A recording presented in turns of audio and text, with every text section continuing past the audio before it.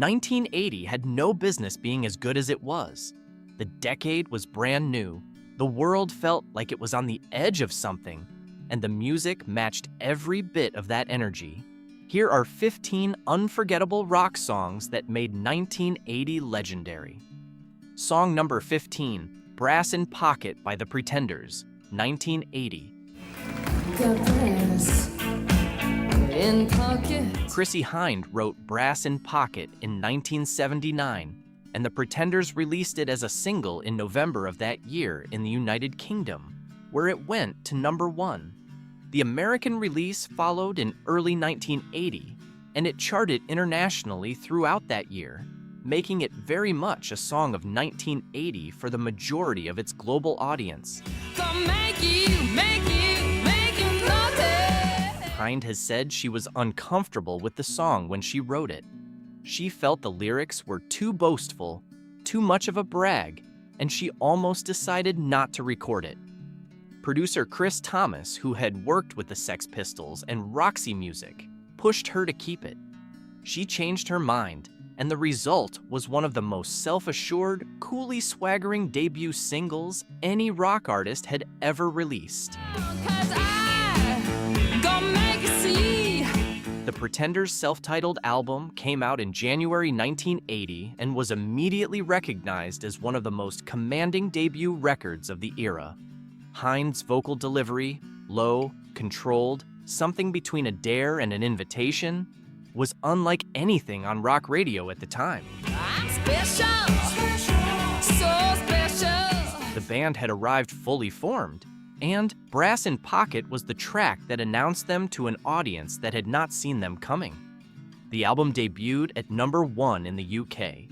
Hynde remained the creative center of the Pretenders for decades, through lineup changes that would have ended almost any other band. I gotta have some of your attention. Brass in Pocket is still the song that most people hear in their heads when someone mentions the Pretenders, which says everything about how completely it locked in from the very first listen. Song number 14, Ace of Spades by Motorhead, 1980. The only gun I need is the Ace of Spades. Motorhead had been building their reputation as the loudest, fastest, most relentless band in British rock for years, before Ace of Spades made the wider world pay attention. The band had existed since 1975 under Lemmy Kilmister's leadership and had released 4 albums before this one, each louder and more furious than the last. The song was released as a single in October 1980 from the album of the same name, and it reached number 15 on the UK singles chart. The album peaked at number 4 in the UK. Lemmy wrote it in the same spirit he wrote everything: fast, direct, without ornament.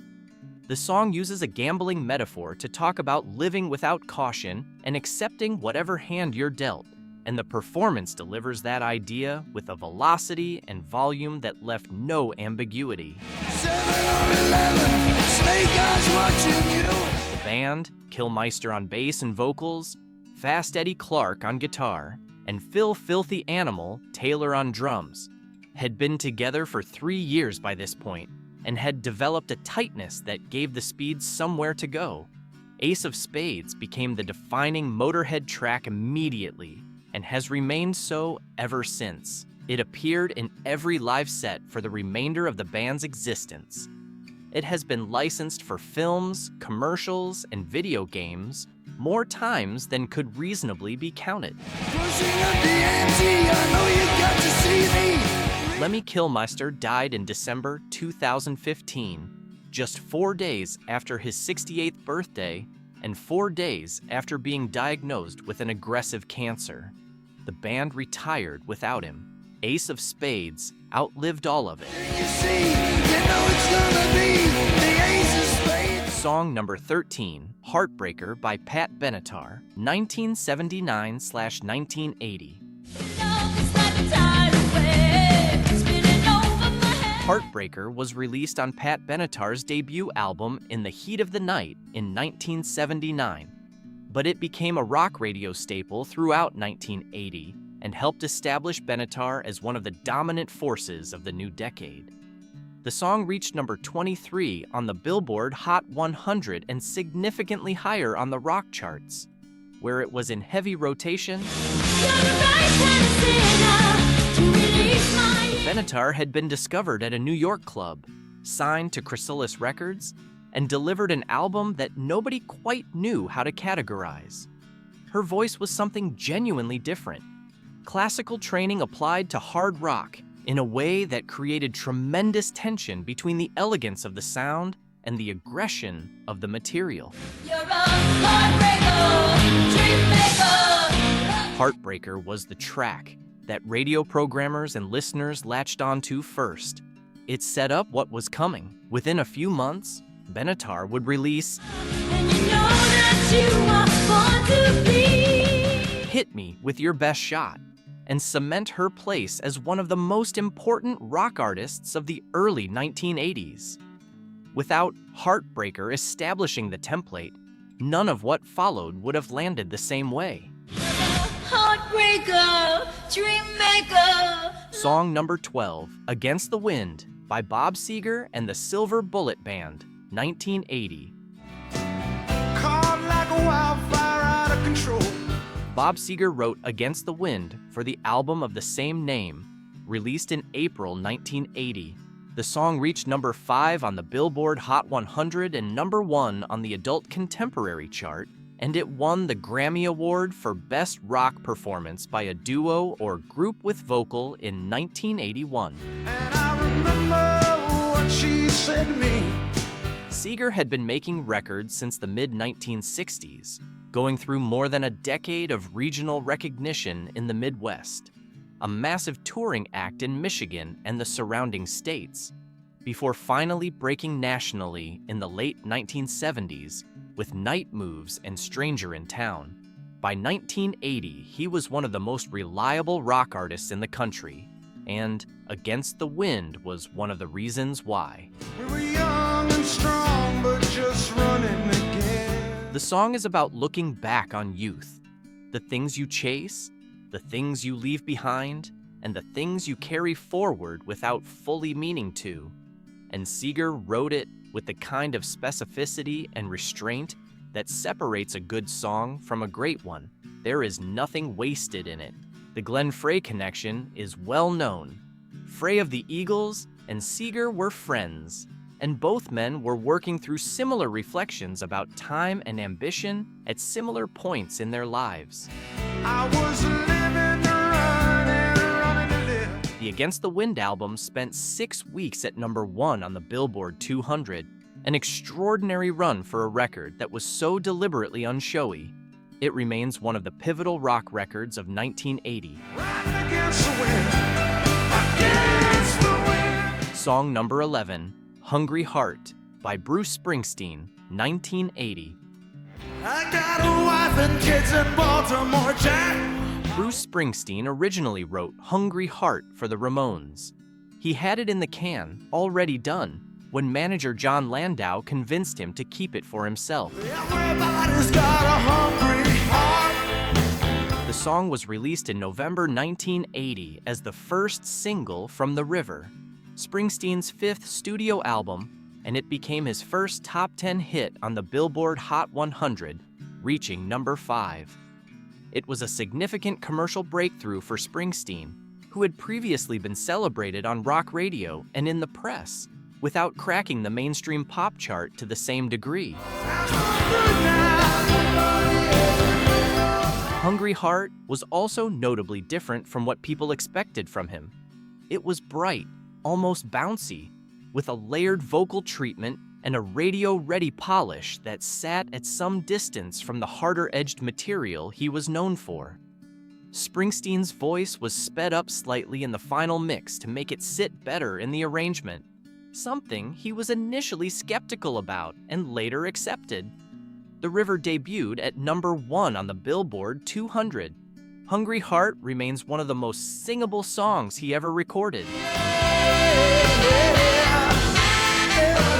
Song number 10, Ashes to Ashes, by David Bowie, 1980. Do you remember a guy that's been? Ashes to Ashes was the lead single from David Bowie's Scary Monsters and Super Creeps album, released in August 1980. It went to number 1 on the UK singles chart, giving Bowie his first British chart topper since Space Oddity in 1975. The song revisits Major Tom, the spaceman character from Space Oddity, and finds him in a very different condition, strung out, diminished. His heroic arc collapsed into something darker. Bowie had gone through an extremely destructive period in the mid-1970s. Enormous cocaine use, paranoia, a period in Los Angeles he later described as one of the worst of his life. Before relocating to Berlin and working with Brian Eno on a trilogy of albums that pushed towards something more disciplined and experimental. By the time he recorded Scary Monsters, he had pulled back from the worst of that period and was working with a new clarity. The music video, directed with Bowie by David Mallet, reportedly cost £250,000, a record sum for a promotional video at that time, and featured Bowie in a Pierrot clown costume walking along a Hastings beach beside a bulldozer, accompanied by figures in new romantic-influenced costumes. One of those figures was Steve Strange, a key figure in the early 1980s London club scene. The video was on permanent rotation on British television and arrived right at the moment when the visual component of pop music was beginning to matter as much as the audio. Scary Monsters is generally considered one of Bowie's finest records. Ashes to Ashes remains its most striking moment. Song number 9, Hell's Bells, by AC/DC, 1980. AC/DC's lead singer, Bon Scott, died on February 19, 1980, at the age of 33, following a night of heavy drinking in London. The band had a show scheduled for that spring. They had been in the middle of sessions for what would have been a new album. The loss of Scott left them not just without a voice, but without the irreverent spirit that had driven everything they'd done. After some weeks of genuine uncertainty about whether the band would continue, they chose Brian Johnson, a singer from Gateshead in Northeast England, who had been fronting a band called Geordie and whom Angus Young had seen perform years earlier and never forgotten, to Compass Point Studios in Nassau with producer Mutt Lange to record what became Back in Black. The album was released in July 1980 and dedicated to Bon Scott with an all-black cover. Hell's Bells opens it, a single cast-iron bell tolling 9 times, a bell specially commissioned for the recording, then a slow build, and then the band arriving at full force. Johnson's voice was rawer and higher than Scott's, and the combination of that voice with the young brothers' tightest, most disciplined playing created something that immediately declared the new era without apologizing for the old one. Back in Black went on to become one of the best-selling albums in the history of recorded music. Hell's Bells is where all of that begins. Song number 8, It's Still Rock and Roll to Me, by Billy Joel, 1980. The clothes I'm wearing, can't you tell that your tie's too wide? Billy Joel released Glass Houses in March 1980, an album that made a deliberate turn toward harder rock territory after the more ornate arrangements of The Stranger and 52nd Street. Joel had been recording with a full band and wanted to capture more of what that band sounded like in a room, louder, less layered, more urgent. Talking about the new sound funny, but it's still rock and roll to me. It's Still Rock and Roll to Me was the lead single, and it reached number 1 on the Billboard Hot 100 in July 1980, making it Joel's first U.S. chart topper. The song was a direct response to critics who had accused Joel of chasing trends rather than making genuine rock music. He said at the time that he was frustrated by the constant coverage of new wave and punk as if rock and roll needed rescuing, when from his perspective, it had never gone anywhere. The irony, not lost on many critics at the time, was that a song arguing for rock's authenticity was itself polished and commercially perfect. Joel pushed back on that reading throughout interviews that year, arguing that commercial success and rock and roll credibility had always coexisted and that the idea of a separation between them was itself a form of snobbery. Whatever the internal argument, the record worked. It stayed at #1 for 2 weeks. The Glasshouse's album spent 6 weeks at #1 on the Billboard 200, and the whole project made 1981 of the most commercially successful years of Joel's career. Song number 7, Hit Me With Your Best Shot by Pat Benatar, 1980. Hit Me With Your Best Shot was released in August 1980 as a single from Pat Benatar's second album, Crimes of Passion, and it became her breakthrough moment on the widest possible scale. The song reached #9 on the Billboard Hot 100 and became a rock radio staple essentially from the first week it was in rotation. Benatar's voice on the track, challenging, playful, and completely in command, matched perfectly with guitarist Neil Giraldo's riff-driven arrangement. Giraldo had joined Benatar's band in 1979 and would later become her husband. Their musical partnership was one of the most productive collaborations in rock during this period.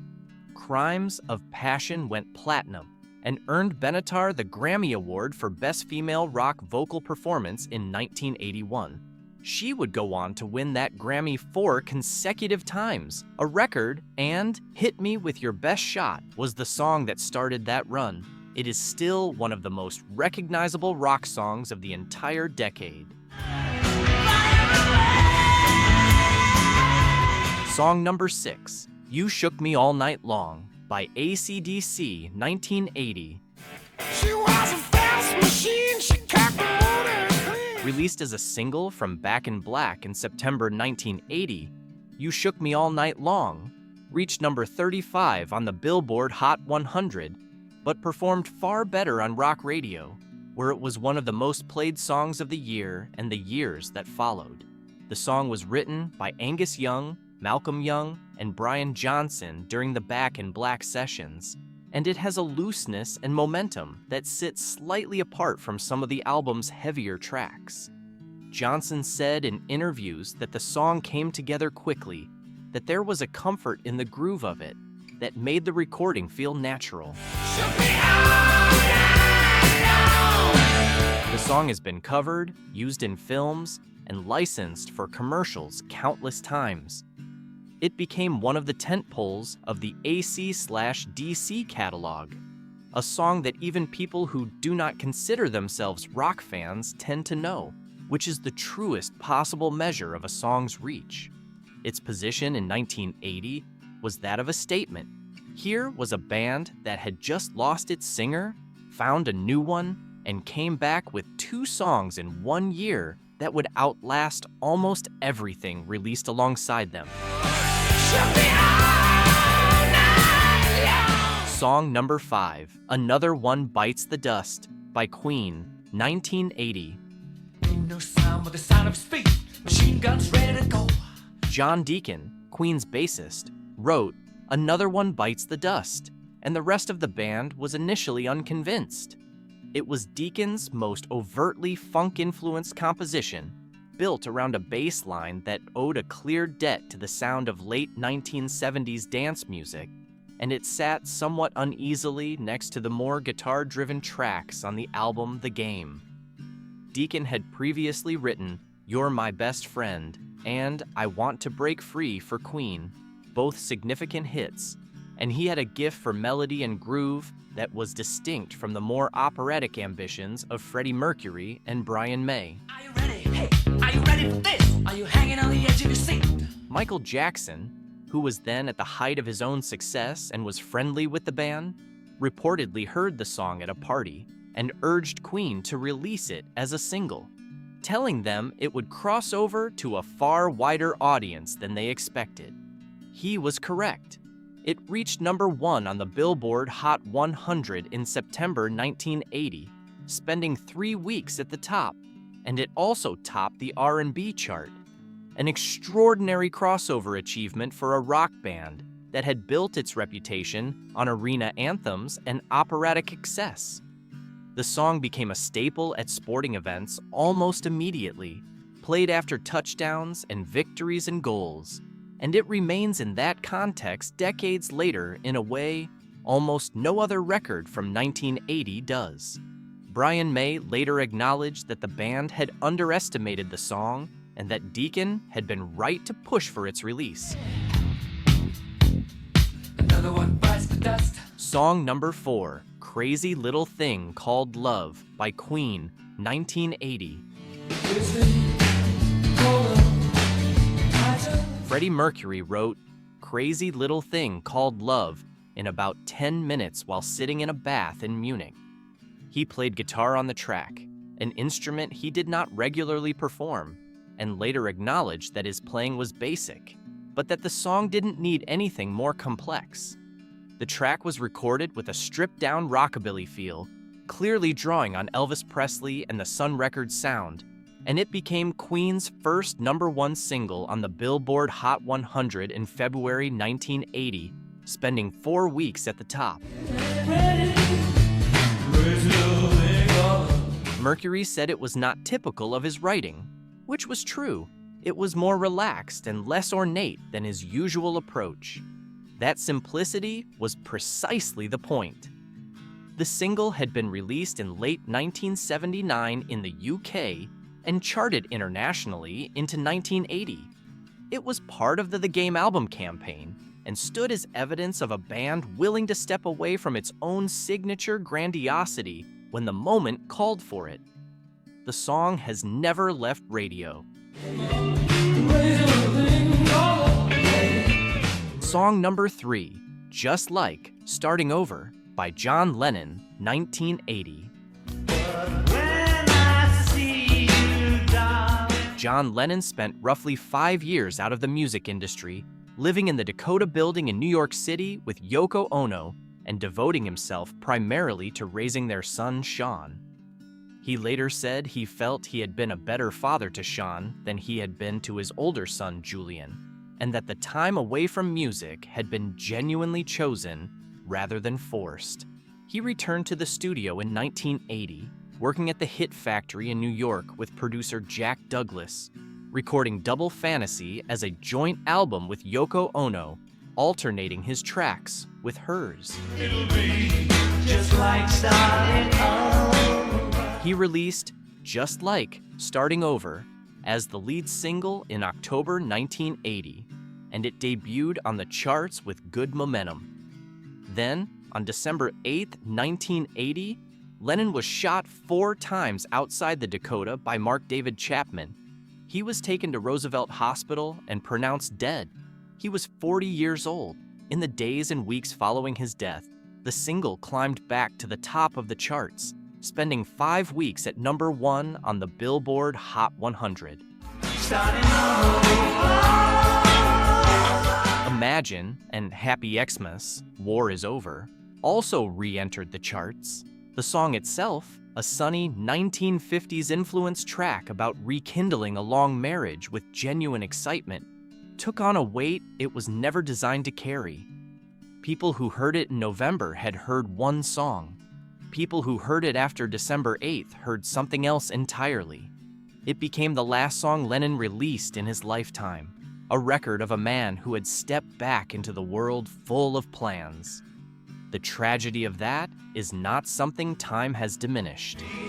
Just like starting over. Song number 2, Another Brick in the Wall, Part 2, by Pink Floyd, 1980. We don't need no education. Pink Floyd released Another Brick in the Wall, Part 2, as a single in the UK in November 1979, and it hit the American market in January 1980, reaching number 1 on the Billboard Hot 100 in March and holding that position for 4 weeks. It was the only single Pink Floyd ever released in the United States that reached number 1. The song came from The Wall, a double album Roger Waters conceived largely alone and wrote as an exploration of isolation, physical, emotional, and psychological, told through the metaphor of a man building a wall around himself over the course of his life. Hey, teacher, leave them kids alone. Part 2 addressed compulsory education, specifically Waters' memory of the punitive, creativity-crushing environment of his British schooling during the post-war years. The recording featured actual school children, students from Islington Green School in London, on the chorus. The school's music teacher, Alan Renshaw, brought the students in. Those children received no credit or payment when the song was released. That injustice was only partially addressed decades later when a settlement was negotiated. The song's guitar solo was played by David Gilmour and remains one of the most replayed and celebrated in classic rock history. The South African government banned the song during the apartheid era, which served, unintentionally, to increase its symbolic reach. The Wall itself became one of the best-selling albums ever recorded. Song number 1, Call Me, by Blondie, 1980. Call Me was written by Giorgio Moroder and Debbie Harry for the soundtrack of the film American Gigolo, directed by Paul Schrader and starring Richard Gere. The film was released in February 1980, and the song was already on radio before most people had seen the movie. Moroder, the Italian producer and composer who had also produced Donna Summer's I Feel Love and worked extensively at the intersection of rock and electronic music, built a track with a driving synthesizer pulse that Harry's voice cut through cleanly and without effort. The song topped the Billboard Hot 100 for 6 consecutive weeks, the longest run at number 1 of any record that year, and became the best-selling single of 1980 in the United States. Blondie had spent the late 1970s developing a sound that drew from punk, pop, new wave, and disco without fully committing to any single one of those traditions, and Call Me was the sharpest and most commercial expression of that synthesis. The combination of Moroder's production and Harry's delivery created something that felt simultaneously like rock and roll and like something that had not existed before. Blondie was already a well-established band by 1980. Heart of Glass had reached number 1 in the UK and US, and One Way or Another and Dreaming had preceded it, but Call Me was the song that made them one of the biggest acts in the world at that particular moment. It has appeared in films, television shows, and advertisements so many times since that it has become part of the sonic wallpaper of an entire era. Hearing it now still works. That is not something every number 1 single from 1980 can claim. 1980 was a year that gave rock music some of its most enduring moments. Songs that still sound alive no matter when you put them on. If you enjoyed going through all of these, hit that like button and subscribe. There are plenty more of these coming. We'll see you in the next one.